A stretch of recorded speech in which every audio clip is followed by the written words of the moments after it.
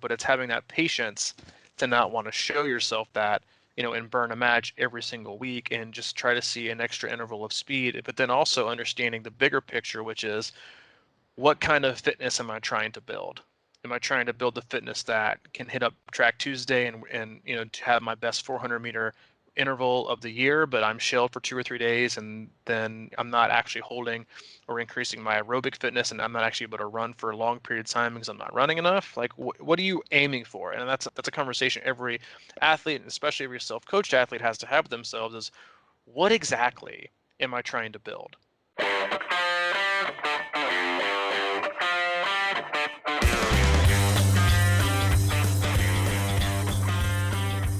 Happy Memorial Day, buddy. Hey, dude. Happy May 25th, 2020. It is Memorial Day. It's a holiday. Most of you are relaxing by the pool, on the beach, grilling out dogs, having hamburgers, sipping on pina coladas and margaritas with your buddies. Mike and I are settled down, isolated, and here on our respective couches and beds, recording this somewhat spirited podcast for today. Spirited. Nah, it's not going to be spirited. But hey, we appreciate you all tuning in. I would hope, at least, and imagine most of you are going to listen to this on a Tuesday and not peruse and take advantage of our podcast. Today, as we are releasing it, which is today, Monday, we generally don't take any breaks, but we'll come to you twice a week. Most of the time, Mondays and Thursdays, we give you triathlon-related info, race recaps, interviews with race directors, race previews, you name it, we cover it. And outside of that, we cover all things life, how triathlon and life intersect, how they complement each other, how they take away from each other. Sometimes we'll dive deep into, whole other worlds that are not even related to triathlon, but most of the time, it's just a laid-back conversation where we have just open, honest dialogue. No script, no ads, no sponsors, no agenda, just Mike and I expressing our thoughts and going through kind of our own day-to-day feelings and sometimes the triumphs, oftentimes the struggles, as both coaches and athletes. And if we can deliver that in an open conversational style so you can digest it and consume it in any way that you want to, and then apply it somehow in some way positively to your life, that's a win. So we appreciate you tuning in. If you haven't, A, welcome, and B, if you want to be a part of our conversation outside of the podcast, you can hop onto our Facebook group, Crushing Iron Group on Facebook. I think we're inching our way ever closer to 3,000 members, which is kind of crazy. Answer a simple question. You can hop in there. There's a lot of really great info, a lot of really awesome athletes that are willing to take their time and answer your questions. Minimal sarcasm, which is, let's be honest, slightly encouraged because we all need to not take ourselves too seriously. But for the most part, it's a lot of experience in there, a lot of wisdom, and they're willing to help you out in any way that they can. Yeah, there's a good. That was good, man. Was that too strong of an opening? I feel like that was one of my stronger openings. Super strong. Yeah, that's what I thought. Man, I was feeling pretty good today. Yeah. Feeling good. Even though I walked upstairs and I was like, Hayden, I'm gonna go upstairs and do the podcast. So you got to go play downstairs because I gotta have it quiet. And he goes, I don't like your podcast. And I was like, oh, well, you know what? If you want, you can hop on iTunes and give us 1 star if you want, buddy. But outside of that, get your butt downstairs and watch a little bit of Paw Patrol. Speaking of iTunes, did you see that Joe Rogan sold the Spotify for $100 million? You brought that up on the last podcast, so that's the last time I heard of it. Oh, did I bring that up? And we kind of put out a weak and feeble attempt to have someone else approach us with at least $6 or $7 I think this podcast is worth. But no, it's not amazing. Yeah, it was just fascinating. Yeah, it is. It's really really incredible that people can do that, and it is. It's kind of crazy. I just was watching a video. Then because you're looking at that going, what? All these types of deals. Remember that back in the day when athletes would sign a 25-year, $25 million deal? Like, what? That sounds crazy, Magic Johnson. How does that pay off? Well, I just saw a quick video that Spotify's stock value went up $5 billion in 24 hours after that. Jeez. 100 million to make 5 billion. It's just like, wow. So the reason I'm curious about, because there's got to be something in there, like something's going on, like with this whole podcast thing and like the value of creating content and things like that is really super interesting to me. And Well, I think it's. I mean, to be totally honest, I've actually never listened to a single one of his podcasts. I'm actually like not a huge podcast guy, which is probably kind of ironic considering we do one. I just don't. I just don't have a lot of time to listen to them. Let me rephrase. I don't choose to spend a lot of my extra free time there you go. listening to them. That's a much better and more fair way to put it. I don't. A lot of people listen to these while they work out. I generally like to go run and just totally unplug. I don't take my phone with me. To my wife's chagrin, she's not a huge fan of that, but I don't take my phone with me at all. I don't take any music. I just go. And then outside of that, when I come home, it's not like I have a ton of time to just kick back, relax, and consume these. But I think it's very interesting that people like Joe Rogan and even a lot of these other podcasts, Rich Rolls comes to mind because he's one of the very few that I'll even like tune into. I'll pick through and listen to certain guests, and that a lot of it is you can call these people like brands, but what they are is they're just you're you're paying or you're buying in or you're a fan of their overall thoughts and authenticity and like how they speak, the way that they feel, the questions that they ask, and how they interact with other people. If they have a lot of, I mean, obviously most podcasts, if not all, are very highly guest generated. Not all of them, I guess, but a lot of them. And so I think it's very interesting that people, I think, as like society, as we've kind of in some ways kind of gone backwards in our ability to connect face to face and sharing our thoughts and emotions and our feelings with expression, having these deep conversations, meeting people, having like face to face combos.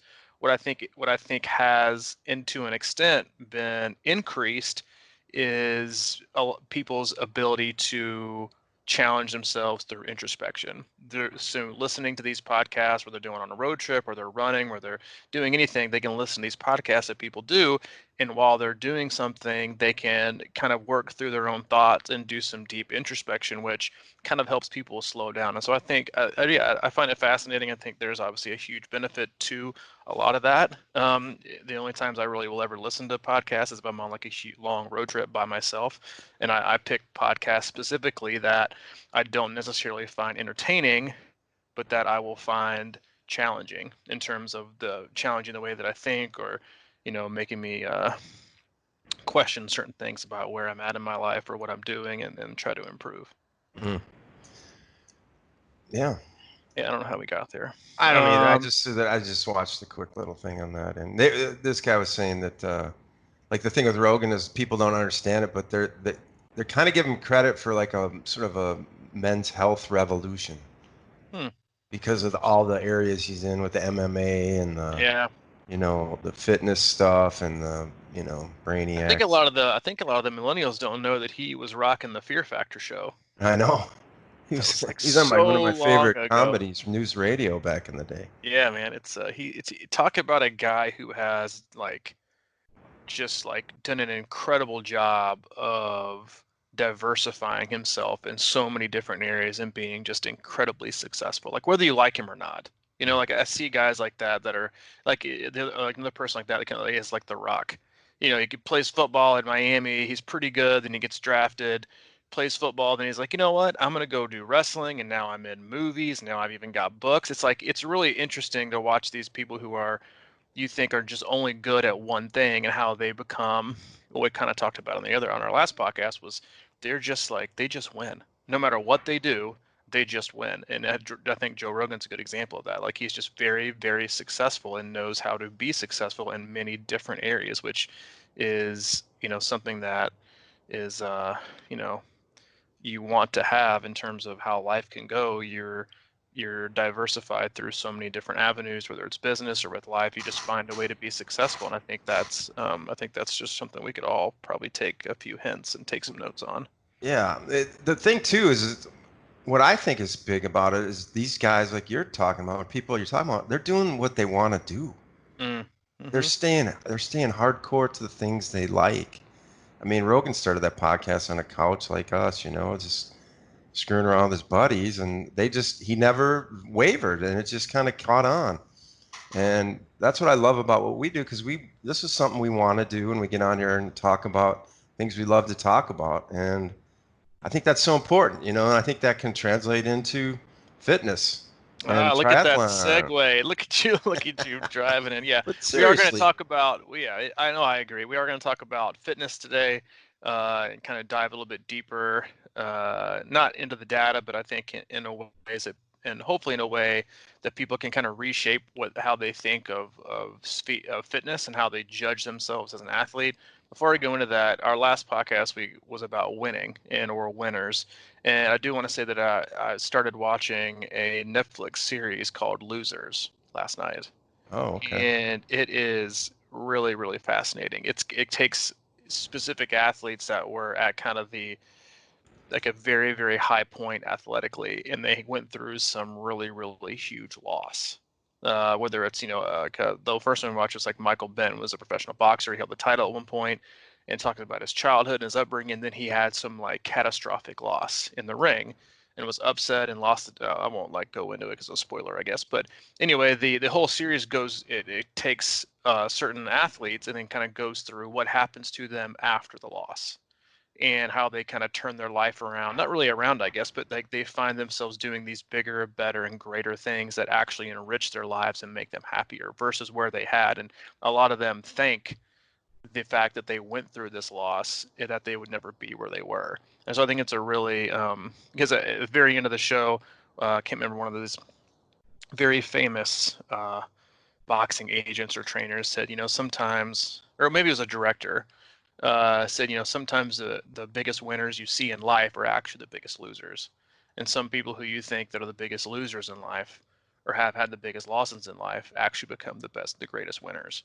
And so I think it's a really good lesson for everyone in terms of how we like to, I think, we put too much stock in singular wins or singular events that we say might define us. But most of everything we do and how we learn from things, how we learn from mistakes, the how we grow from triumphs and from overcoming obstacles or suffering great losses is what we can become after the fact. And that is what makes people a winner, or it makes people a winner, is how they continue on and do things. So if you haven't watched it, take a view. But today we're going to talk about fitness. Fitness. And I know that might seem like a super relative term, but I thought about it earlier today as I was typing up and writing our team email for the week, and I went through the very, very end of it. I went through kind of a listed version of a lot of people. I was going through Training Peaks yesterday, and almost every single long run that I came through, the athlete was commenting that, whoa, it's hot here. And I mean, I'm sure you were outside some this weekend. It's gotten hot and sticky here in the South the last few days, especially. It's in the 80s, 85. The humidity's high, the dew point's high, and it was kind of the first real weekend where like, oh man, yeah, hey, we're here, summer's back, baby. And they all kind of talked about the effects it was having on their running, effects it might be having on their speed, however you want to look at your pace, how much more sore they might be, talking about they need to, focus on nutrition, all these kind of things. Um, and I was out for my own run this morning and kind of talking about how athletes, and I used to think this way back in the day when I first got into the sport, in terms of I always judged being in shape by singular sessions and speed, like overall speed, in a vacuum, not as it relates to conditions or distance or any kind of outside stressors. And so I thought it'd be important, or thought it is important, to kind of go into how athletes should look at their overall fitness. And because most athletes look at fitness in a vacuum, as in they just look at it as speed. And I think one of the things that athletes miss out on specifically, and why they sometimes won't do sessions, or why they think sessions are a waste of time, is because they only see speed as a direct result of expressing how in shape or how fast they are. But there's two different types of fitness. There's like you consider um, your overall health related physical fitness, how that relates to the fitness factors that are responsible for healthy upkeep of the body, basically how fit you are in general, how your immune system is, your flexibility, how your organs function, all those kind of various things. I think that's important. I don't want to touch too much on that because A, I'm not a doctor, but B, that those are the things you can improve by. Like I read a study a few weeks ago that was talking about like if you just got up and walked for an hour a day, and you're not exhausted when you get done, you're healthier than about 90% of the population in the United States. Like that's how the health, the overall health and physical fitness has just deteriorated, especially in the United States over the last, 10, 15 years. Think That about that, is, dude.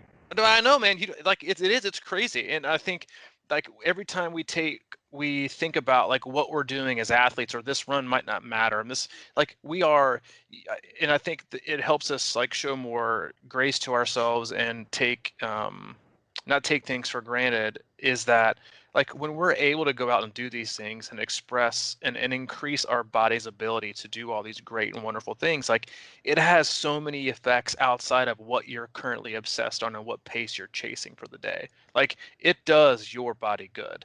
And I think that's something that we totally missed the boat on. The other one is obviously is performance related physical fitness. And that's just how, how it relates to the fitness factors that are responsible for the performance of any kind of action. It could be running, sitting, lifting, whatever it is. Like it's how your total body handles stress. And I think that's the biggest area that I want to get across today as we kind of dive into how you should look at your improvement as an athlete, is that you should consider your overall fitness your number one goal. Because yes, is speed important? Absolutely. Is strength important? Absolutely. Are all these things important to making you a better, faster, more well-equipped athlete to perform at your best? Yes.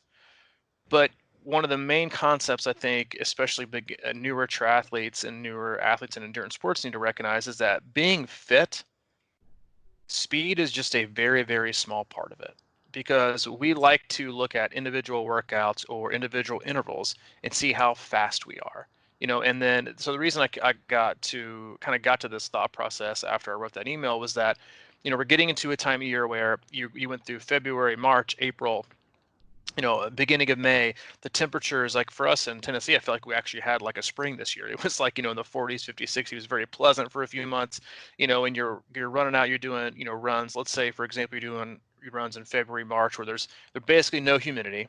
There's basically no dew point that can affect you at all. And then, the temperatures are very low. They're basically perfect conditions.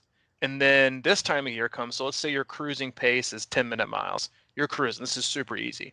Well, then a couple of days come in, like they have the past few days for a lot of people in the Midwest and the South, is that it's 80, 85. Okay, we had no time to prep for this. I'm suffering greatly in how I'm doing. Are you getting slower? No. What's happening is your fitness, your overall ability to handle stress. That's how you should, as an athlete, especially if you're in long course racing, is physical fitness for triathletes and endurance athletes is how your body can handle stress and how it is able to dissipate the stress and its effect on your overall performance. Because the athlete who regularly runs in cool conditions a 10-minute mile, when it gets to be like 90, 95 degrees and the dew point's high, are you expecting them to still run a 10-minute mile? No. But the fitter, more efficient, has better economy, who has a better engine, that athlete at a 10-minute mile might only slow to maybe a 10.5-minute mile. You're not going to keep the 10 for the same period of time. You're just not, because heat and the elements have that additional stress factor on you. However, if you're an athlete who doesn't have near as much fitness, who has a very small, small cake, so I like to say they haven't built their whole fitness cake, they have very low aerobic capacity, or they have very low muscular endurance, the stress is going to impact them significantly. So even let's say this person does very low mileage and only runs about 1 or 2 times a week, and they're cruising at 930s, and they don't bike a lot. Their overall ability, their overall fitness, they think they're faster cruising at these 930s, but when they hit a higher temperature, guess what? Their 930s might slow to 11s. So you have to look at your total athletic profile in terms of, A, how am I able to recover? Another huge thing that athletes tend to overlook is like, oh, I crushed you on this interval. And then you look at, okay, how was your body able to recover? Right? So was it a short interval? Was it a long rest interval? And then were you able to replicate that as the set went on? Or did you just crush the first and think, oh, look at me, I'm getting a lot faster and I'm getting a lot stronger. My recovery was very poor, and I lacked the rest of the way. How are you recovering from day in and day out? I got up, you're taking hilly routes, and you wake up the next morning, you feel like, I used to be sore. I used to, that same route used to crush me. And now you woke up and you think, I feel like kind of good. That is fitness. It's building the resiliency. It's allowing your body to form like its own fitness shield, if you will, to combat and prevent stress from having such a dramatic effect on you. It's not just replicated in speed. So when you go out and you do these runs, especially this time of year where it's going to get even hotter and hotter and hotter, you can't just look at it as, oh, my pace is getting slower, so my pace is getting lower, or it's rising, however you want to look at it. So I must be getting slower. I'm losing fitness. No, you're not. Your fitness is what it is, but it's expressed differently as you're going up a huge hill. Can you maintain pace? No. You can, but you're going to blow up. Same thing going downhill. Should you slow down? No. It's dictated by terrain. It's dictated by temperature. It's dictated by cycling into the wind or having a tailwind. It's all relative. You can't it's not an apples to apples thing. And so you can't always just chase a speed or a number. It's about, another example is we always talk about like why FTP is so overrated, because your ability to produce a very, very high output of power for 20 minutes is borderline insignificant to unrelated to your ability to produce long sustained power for 90 minutes to 120 minutes to 3 hours, which is what you really want to do to be able to do really well. Like one of the very first tests I ever did when I was doing research and I was figuring out like, how is this applicable? What tests are best? Like you might have an athlete who does short course and they can do a short course athlete who's speed, high power for very short periods of time. They might be able to do 280 for a 20-minute test, and then they could rest for 5 minutes, and then theirs would fall off to like maybe 260 to 55 because their profile has been built to just be short and speed and strong and power. Well, a longer distance athlete who's 70.3s or even longer, like Ironman distance triathlons, is that they might go lower for their FTP. They might bust out a 260 for 20 minutes. But what they could probably do, because of how their athletic profile has been built, is they could probably do a 5-minute, 10-minute easy spin, and then do the same 20-minute interval again, and be very, very close, if not the same. So, and that's fitness. Is it relative to what you're trying to accomplish? Absolutely. But it's not just expressed given to give you a certain speed. I got this day, therefore I'm getting really fit. Most athletes mention in Training Peaks or any kind of comment or email, whatever it is, they feel they're getting really, really fit. It's because they get done with what used to be a very hard, difficult run, and they're on the same traditional route they always do their runs or rides in. That's hilly, it takes a lot out of them. Or they're riding with buddies, that you used to ride with this time last year, and they go out and they cruise and they're at the front of the pack and they're like, dude, I could breathe through my nose. Like I was having to wait up for people. I can tell how fit I am. It wasn't a speed. It wasn't something displayed on their watch, their bike head unit. It was the fact that they could feel their ability to handle the stress is greater. I know I threw out like a million things there, so I'll let you pick apart what you want. There's There. a I lot know. of things. I just want to start with it because I mentioned that thing about walking earlier and how that if you're 90% fitter than most of Americans and you can walk an hour, that's why I like to look at when you schedule for like an hour easy run for our athletes or 45-minute easy run, and when they say felt easy, felt good, felt solid, that's what I'm looking for, because I think that when you mention how do you recover, can you replicate, those types of things, it's also relative, especially because I mean we mainly talk about long course racing. So in my mind, I'm always trying to justify or juxtapose what this FTP means or what these like high-end speeds mean. And while they are certainly important because they're relative in a sense, but can you go out and run an hour and feel good and then maybe sit around for a few hours and go do it again? I mean, that to me is relative fitness to what we're doing. Mm-hmm. And I love what you said about how somebody can hit that 260 maybe and spin for 5 minutes and then go hit that again. And, certain people, like, there's such a weird little thing in there about like, certain people can just turn it up for that 20 minutes and hit that speed and just go crazy, but they are absolutely shelled. And I can kind of be one of those guys. So I've been getting back into cycling. So because of I'm in a run and I finally kind of turned a corner of actually embracing and liking cycling right now. So I'm holding on to that with dear life, because I just think that it's such a good thing, because even as we talk about hitting these FTP numbers or whatever like that, or it's so much safer in cycling than trying to go out and hit, break the 6 minute pace mark in running if that's like a really high no, because you're flirting with disaster on those types of things, right? Hmm. More than your, literal injury versus deep fatigue or fatigue. So I've been trying to like do that, man. It's just like, okay, what are manageable, repeatable intervals, and how do I inch that up and be strong with it and replicate it? Because that's so important to me. And I've been out riding every other day with my mountain bike one day, and then I'll get on my tri bike the next day. They're set up differently, so I'm purposely riding my mountain bike to sort of emulate more of a running muscle thing. I got my seat lower, and I just always feel like it's more of um, a running muscle setup for me. So I've been just kind of trying to at least keep my legs in running shape in that way. But I've been doing that, man. It's just like I can tell my fitness is coming. Yesterday I was out. I wanted to do a 2 hour ride just to see what was up, and it just started pouring at about 120. And it was one of those. It was hot, yesterday, but that rain came down and it was freezing. It was like this weird thing. But you ever get that? It's like when you're out in the middle of a run or something and it starts raining and you kind of get that like woo screaming, kind of like, like I was the only one out there, and it was this high energy sort of like, yeah, this is what it's all about kind of thing. But the point of that is like I've been riding a lot, so like after an hour and a half I felt like I really wanted to keep going out and getting that rain some more, but I didn't. But it was just that fitness level that I could tell is starting to come around, and that's just so powerful if you can manage it as you're going. I mean, and be patient with it, right?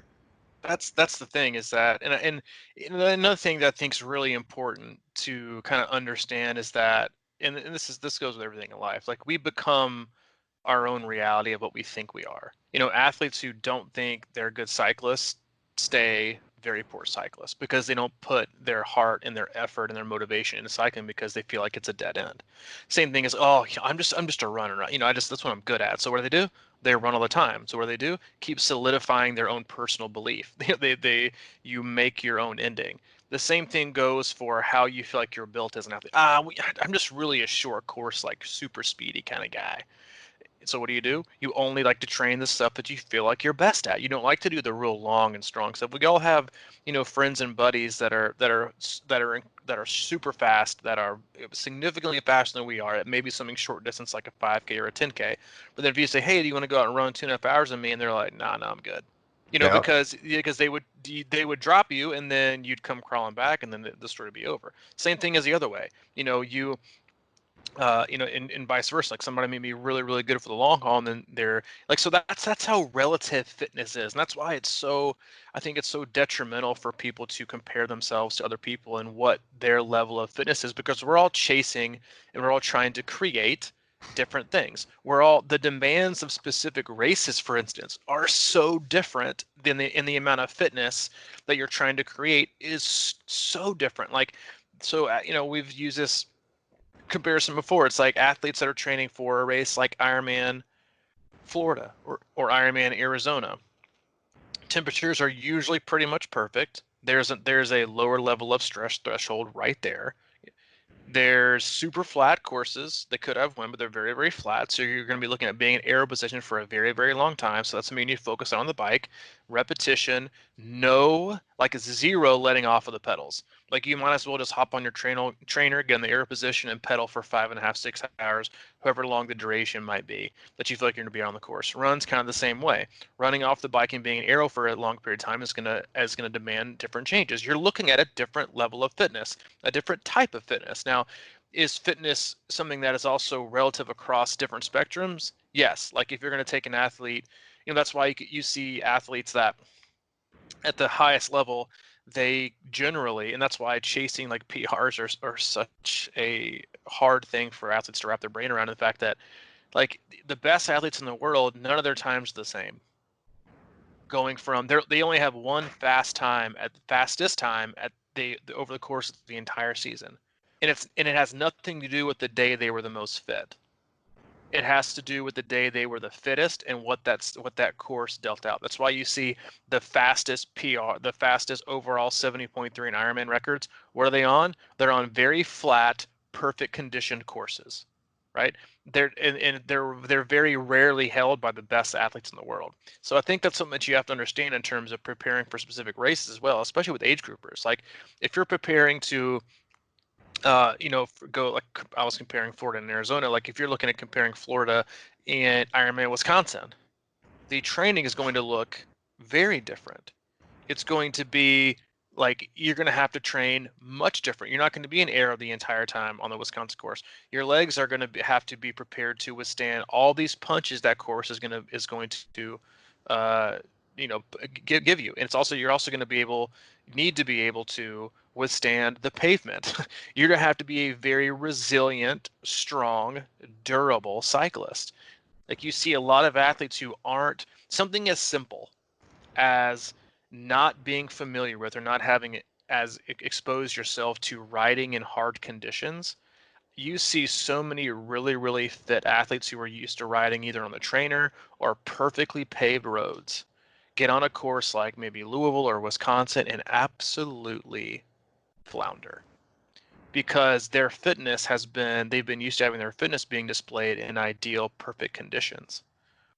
So they're assuming and guessing that, well, I should be able to display the same power numbers over the same time of period. I should be able to do this. But what you're not taking into account is the fact that, yes, we talk about heat is stress and it's hurt your body. But guess what is also stress?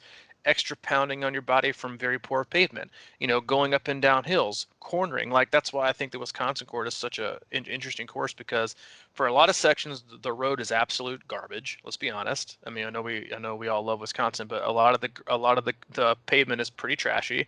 That jarring takes a toll on you.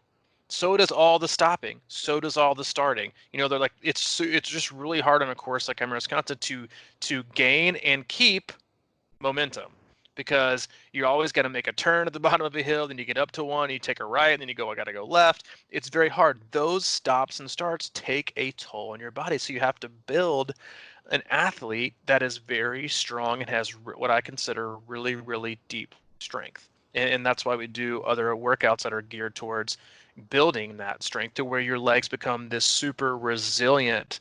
It create this super resilient level of fitness to where you can throw it down into a 50-55 cadence in your biggest gear and just grind it out for a couple minutes and then spin it out and be like, oh, that wasn't bad. My legs bounce back. That is fitness. It has nothing to do with speed. It has nothing to do with your FTP. It's that deep strength and deep fitness that you're going to need to become a more resilient, durable athlete. So when you get off the bike, your body has been like, you know what, that that bike course was okay, but you know what? I feel like I shielded the most amount of stress I could away from it. Now I got the run.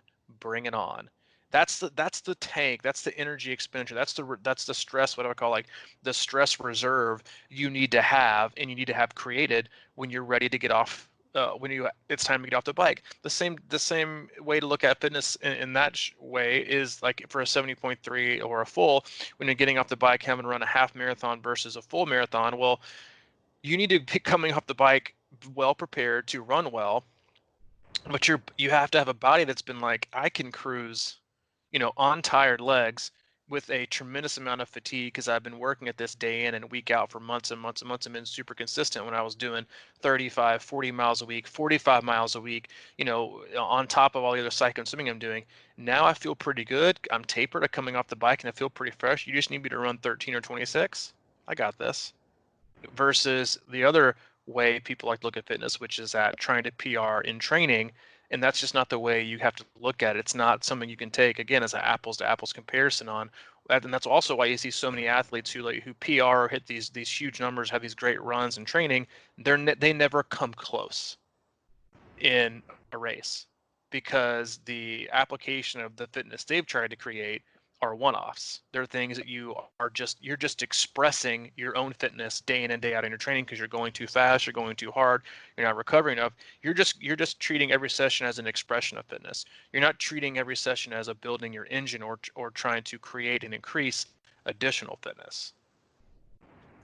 I love how you talk about the different courses because I mean, when you start breaking it down like that and talking about general fitness for specific courses, that makes so much sense to me.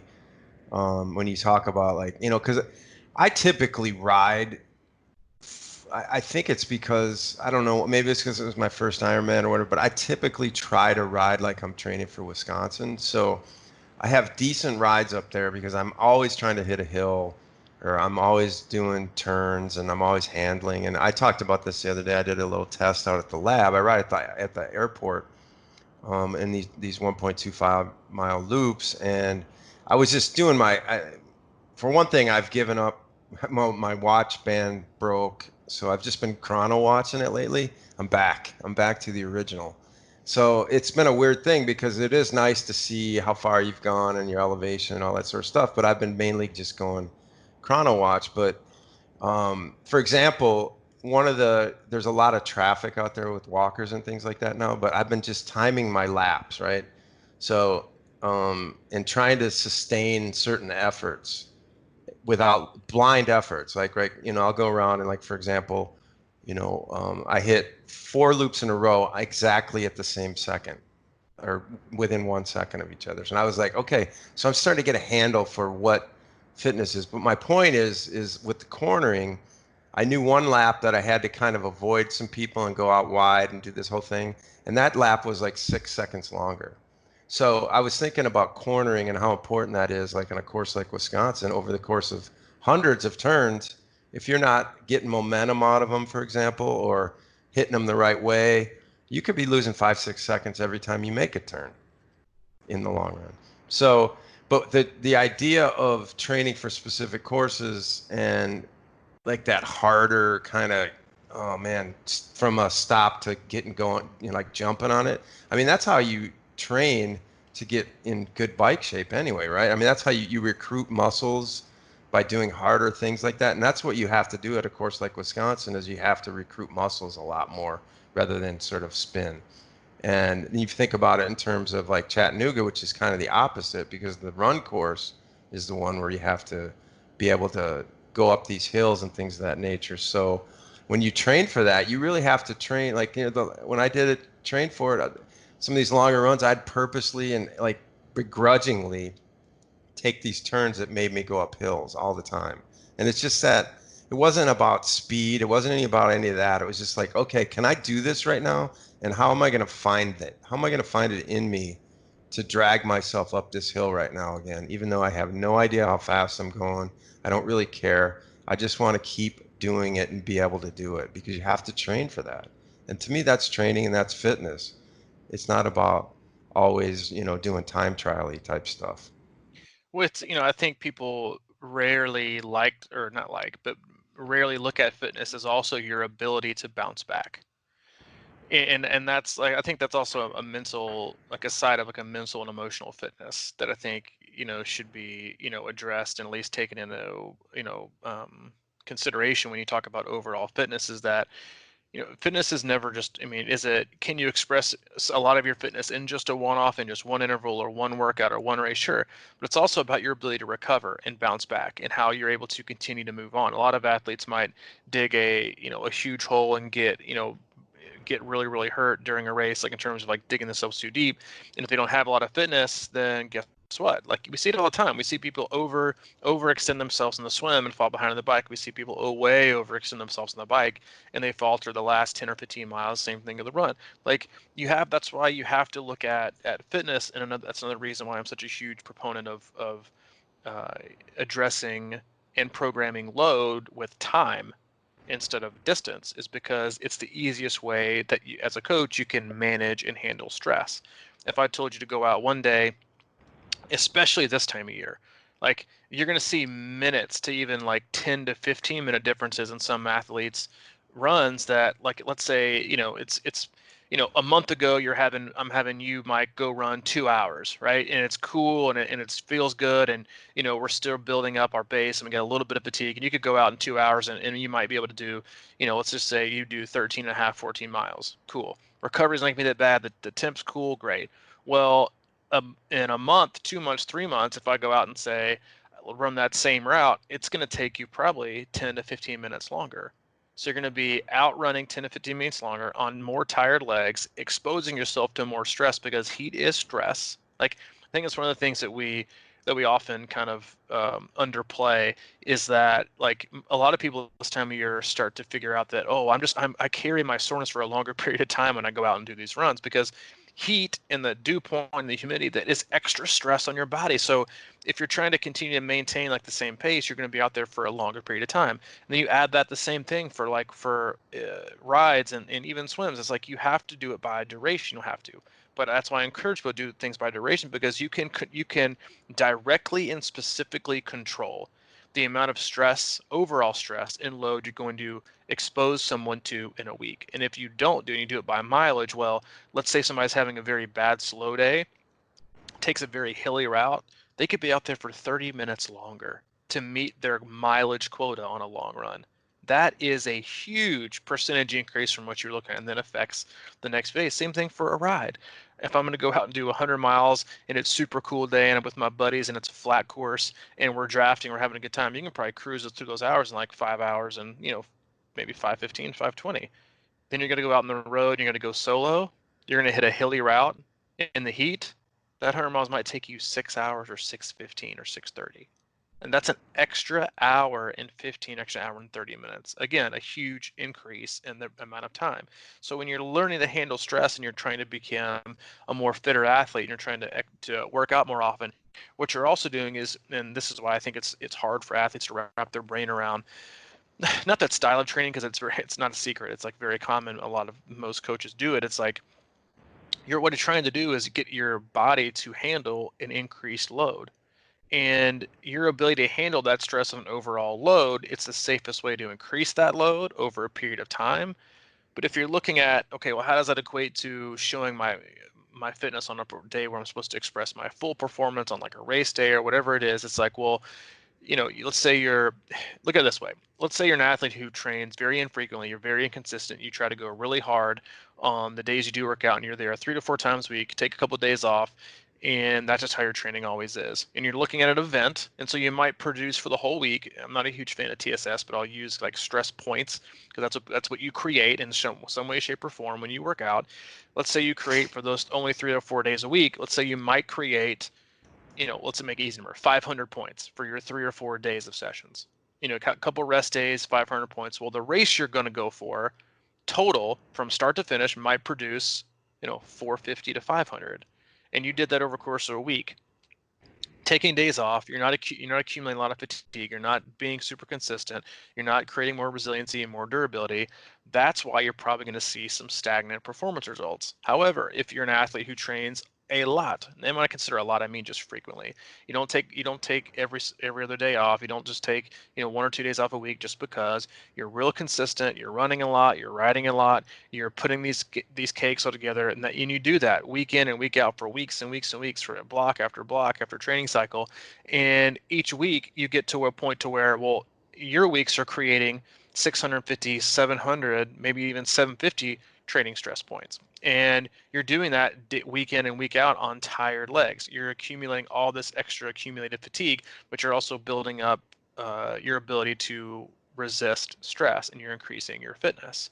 Well, then once you taper that away and you get fresh legs, a body that's now accustomed to handling such a high load and a high level of stress on tired legs, well, now you wipe that away, and they're fresh, and they have to attack a race that's a lot shorter, that's gonna demand a lot less stress. That's why athletes that do that are able to perform at a really high level. That's also why you have to use the phrase and explain to people at times that fatigue masks fitness. And that's also okay. Fatigue and stress mask fitness. You're doing it under an amount of load. But once you remove that load, you're able to do things you've never done before. But it's having that patience to not want to show yourself that, and burn a match every single week and just try to see an extra interval of speed. But then also understanding the bigger picture, which is, what kind of fitness am I trying to build? Am I trying to build the fitness that can hit up track Tuesday and to have my best 400 meter interval of the year, but I'm shelled for 2 or 3 days, and then I'm not actually holding or increasing my aerobic fitness, and I'm not actually able to run for a long period of time because I'm not running enough. Like, what are you aiming for? And that's an athlete. That's a conversation every athlete, and especially every self-coached athlete, has to have with themselves: is what exactly am I trying to build? You can't just be, I want to get faster. Like that's the easy. If this sounds bad, that's like the lazy way to think of what you're trying to accomplish, because speed is relevant and very relative to the race that you've chosen to take on.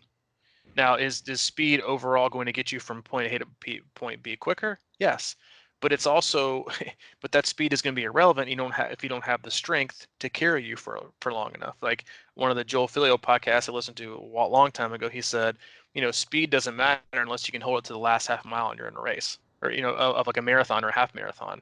It's not going to mean anything unless you can hold it for that long period of time, which means you have to increase your durability, your resiliency, and that's just a really I think an important aspect that every athlete needs to understand is, okay, who and what am I trying to become fitness wise in order for me to perform the best I can on race day, on this one day of the entire year?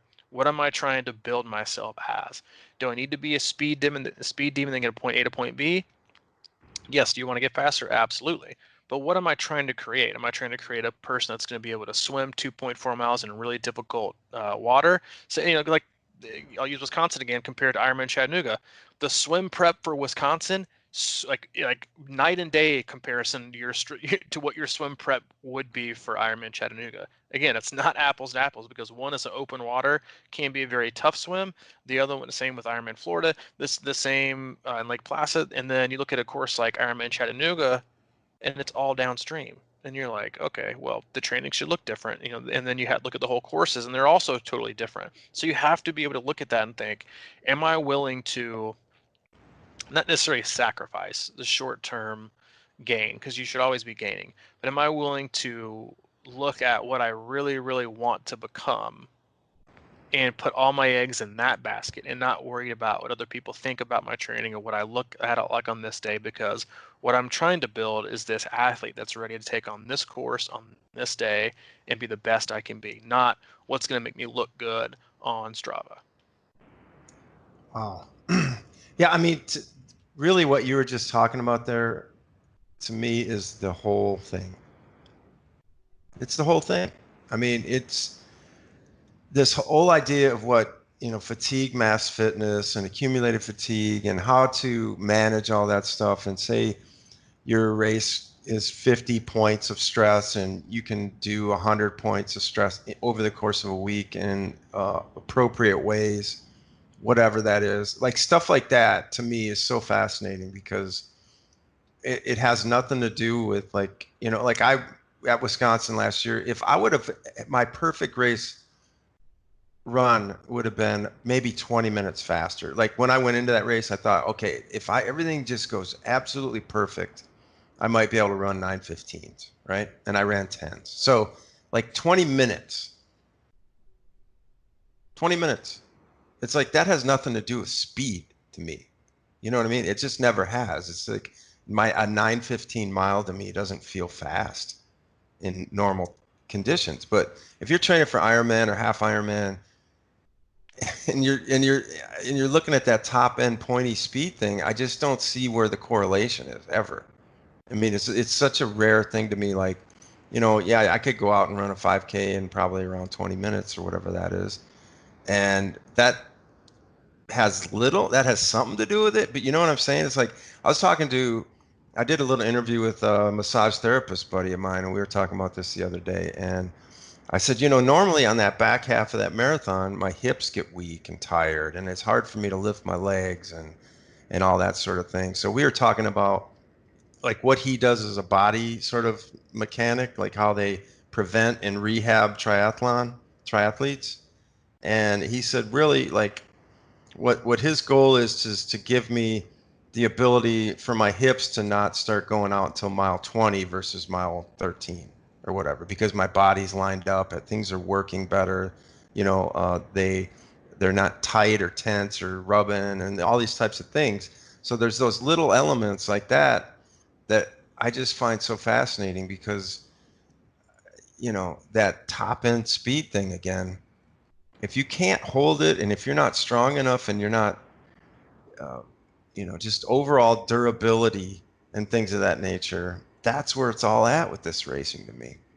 And, it's not how fast you are, it's how much, the least you slow down or whatever. Yeah, that's what most like run coaches and endurance sports coaches say. It's like it's not how the marathon, even for some athletes, depending on like where your fitness is, to the extent of like your half marathon, it's not how fast you go, it's how little you can slow down. Because speed is irrelevant unless you can maintain it for long periods of time. And that goes back to something we talked about on probably like a quarter of our podcast in terms of like building a chassis. Like you can't worry about just your chassis and just your engine. You have to worry about both. But most athletes like to prime and really focus on their engine because it's shiny. Like to pull it out of their training garage, on track Tuesday or, time trial Thursday with their buddies, and they really like to show off and pull out their fitness engine. And then they just totally neglect it because they've been so tired from showing it off that they are too tired to put it back in the garage and do the hard work, which is building a chassis that can hold it. Because if you don't build a chassis, you don't become a more durable athlete, don't get the time and the volume in, then your engine is either going to break the chassis or your engine is going to your chassis not going to be able to hold your engine for a long period of time. So it's just going to sputter out. It's going to run out of gas. And that's what so many athletes do that wonder why they can't maintain speed is because they do not everything. They do so many things so much fresher than most athletes do, and they just fail to wrap their brain around the benefits of it's not about running slow. It's about running controlled and running easy so you can run more, so you can run for more volume, so you can run for more time, so you can accumulate more fatigue, and your body can learn how to handle that load so your body feels basically okay handling 35, 40 miles a week on top, or maybe 45 on top of a hard cycling, hard swimming load. Whereas the other athlete who likes to run hard one or twice a week that gets in 20 miles or might run, another thing you'll see a lot, and I've seen this with a lot of athletes I've started coaching that have previous training plans or coaches like, well, they might run off the bike once or twice a week for like 20 or 30 minutes to do their super important brick one because running off the bike is so much different than just running normal. And then they'll do like these super long runs on Sunday, and that's it. Their long run literally, and everyone should do this. If you go back and look at your own training, especially if you're on a training plan or if you're designing your own plan, and your long run is like 50%, I mean, it should be like 40%, but if your long run is over 40 or 50% of your total weekly mileage, then you're just expressing your current fitness. You're not necessarily building a more resilient chassis because that's all you can do at the moment. What you need to be doing is trying to get to a point to where you can handle, 40, 45, 50 miles a week, even maybe even more, depending on what kind of course you're doing, where your weakness and where your strengths lie, and then also what kind of time it takes you to do those things.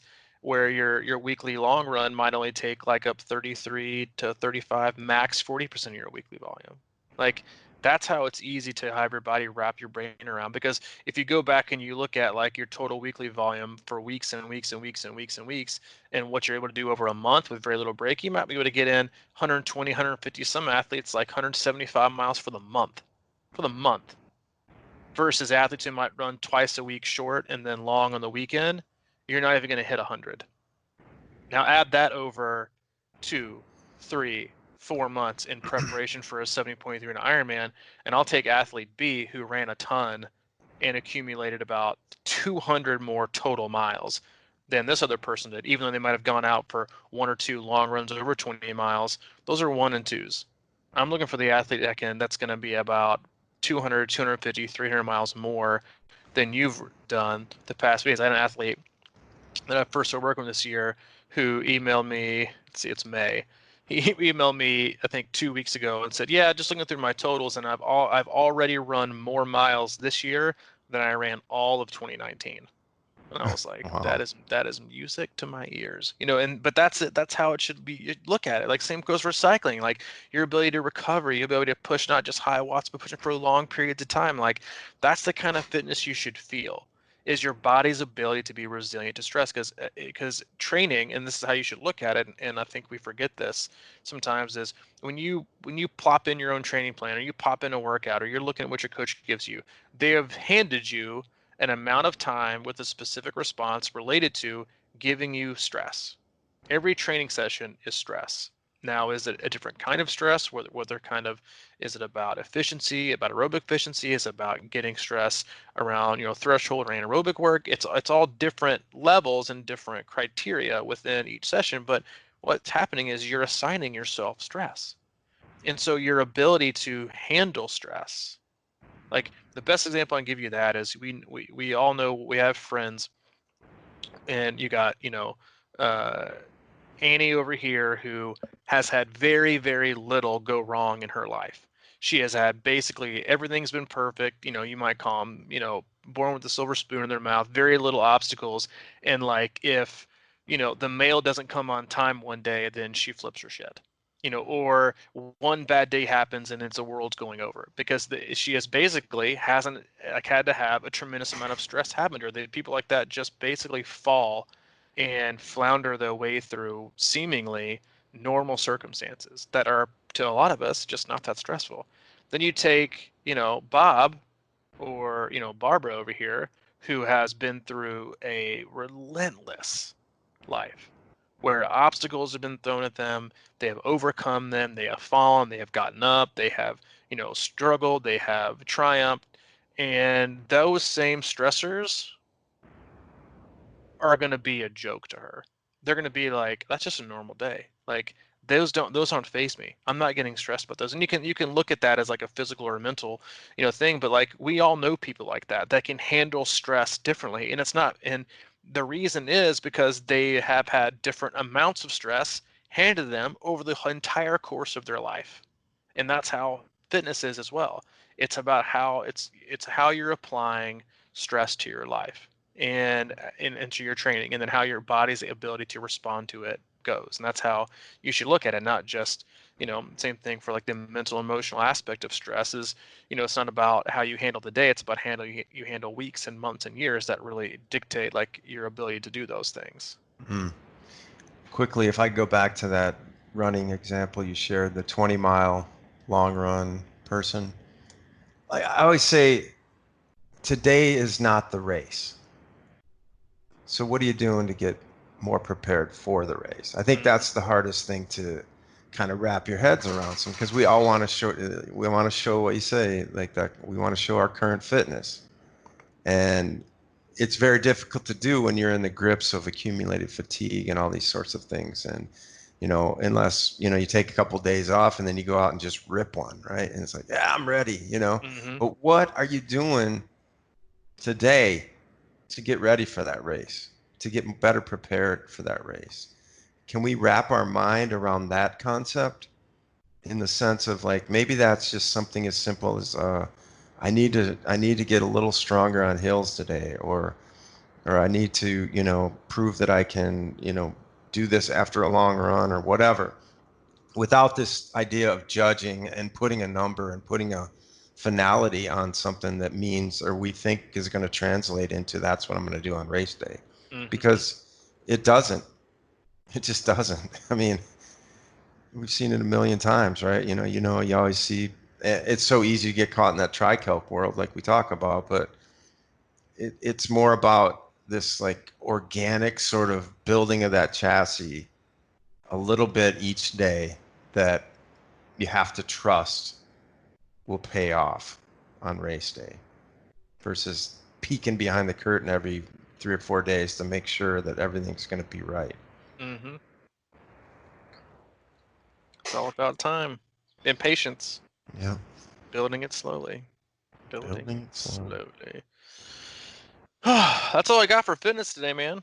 That works for me, man. Goodness, man, right at an hour. As always, we are extremely appreciative of everyone that listens, giving us your time. If you want to be in the community we mentioned earlier, you can hop into Facebook, search Crushing Iron Group, and we will let you in after one simple question. If you haven't visited it, or it's been a while, hop on over. Our website, C26Triathlon.com. It's got all things community, camps, and coaching.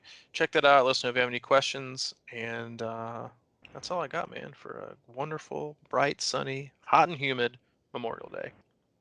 It's a beautiful day. Yeah. Check out the website. Check out our online hub. I want to thank everybody for coming in there. We've been getting a lot of people coming in there. We're building our own little community within the website with lots of videos and bonus articles and interviews and podcasts and different types of stuff. And that's our long-term agenda, one of our long-term agendas. And we appreciate you helping us out, getting that rolling, and we'll take your suggestions. And Always.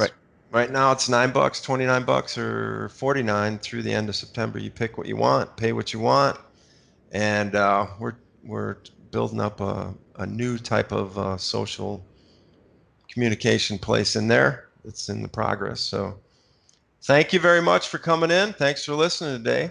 And we'll Big see plans, you. buddy? Negative, Ghost Rider. Negative. Nope.